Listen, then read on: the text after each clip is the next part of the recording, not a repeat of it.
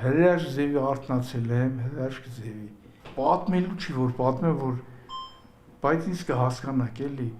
նոր ծնված եմ ես։ Այս բուժառուի կյանքին լուրջ վտանգ էր սպառնում։ Բժշկական թիմը գործի դրեց ամբողջ ներուժը։ Նախկինում հեռացված երիկամի հատվածում ձևավորվել էր նոր գոյացություն, որը առաջացրել էր սիներակի տրոմբոզ։ Տվյալ գոյացությունը երիկամի հեռացման հատվածում գիգանտ չափերի էր, ներառելով լյարդ, դիաֆրագմայի հետին եւ առաջային մաս, կուպլ, ամբողջը օբտուրացնելով սիներակը, մի փոքր հատված ընդամենը մնացել էր անցանելիության եւ սիներակի եւ ազդոշնի երակների մեջ ամբողջությամբ տրոմներ էին։ Բացի այդ, զարգացել էր սիներակի սեղմման համախտանիշ մի շարք բարդություններով։ Տվյալ պացիենտների կյանքը, եթե չվիրահատվեն, օրերի երևի կյանք էր մնացել տվյալ պացիենտին, շատ կարճ է։ Եվ բժիշկները գնացին ռիսկային, բայց կյանք փրկող այս վիրահատությանը։ Ի դեպ այն կատարվեց առողջության համընդհանուր ապահովագրությամբ։ Ես ինձ դուխ տվեցի, ես։ Ասի, եթե պետք է 10 օրվորին մարդ արդեն ընկել է, ասա ավելի լավ է հիմա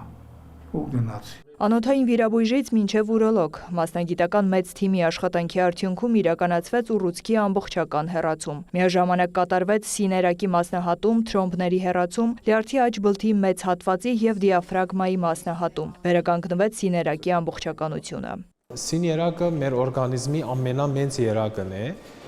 Պատկերացրեք, օրգանիզմում մենք ունենք երկու արյունը մատակարարող սարքերակային համակարգ և արյունը դեպի սիրտ թոք տանող երակային համակարգ։ Մեր օրգանիզմի բոլոր երակները գումարվում են և լցվում են սիներակի մեջ։ Եվ սիներակը ինքը գլխավոր երակն է, որը գնում է դեպի սիրտ, որպեսզի սիրտը մղի արյունը մաքրի և զարկերակներով հետ վերադարձնի դեպի մեր օրգաններ։ Վիրահատության ընթացքում մեծ էր արյան կորստի ռիսկը։ Բուժկենտրոնում առկա հատուկ սարքավորումը հնարավորություն տվեց ֆիլտրել բուժառուի արյունը և հետ ներարկել։ Դա շատ դեպքերում ուղղակի փրկում է իրավիճակը, ներվիրահատական մեծ արյան կորուստների դեպքում։ Եվ տվյալ վիրահատությունների ժամանակ, ըստ ստատիստիկ տվյալների, 1-ից մինչև 2 լիտր արյան կորուստ կարող է լինել։ Մեզ հաջողվեց իհարկե փոքր արյան կորուստով տվյալ վիրահատությունը կատարվել։ Վիրահատության ընթացքում կար մեկ այլ ռիսկ։ Ցանկացած թրոմբի տեղաշարժ դեպի սիրտ կարող էր հանգեցնել մահվան։ Անհրաժեշտ էր ակնթարթային որոշում։ Մեր թիմի կողմից որոշում կայացվեց հաշվի առնելով սիներակի եւ սրտի խոռոչի մուտքի հատվածում տեղակայված տրոմների առկայությունը, այդ տրոմները եւս սիներակի խոռոչի միջոցով բարձր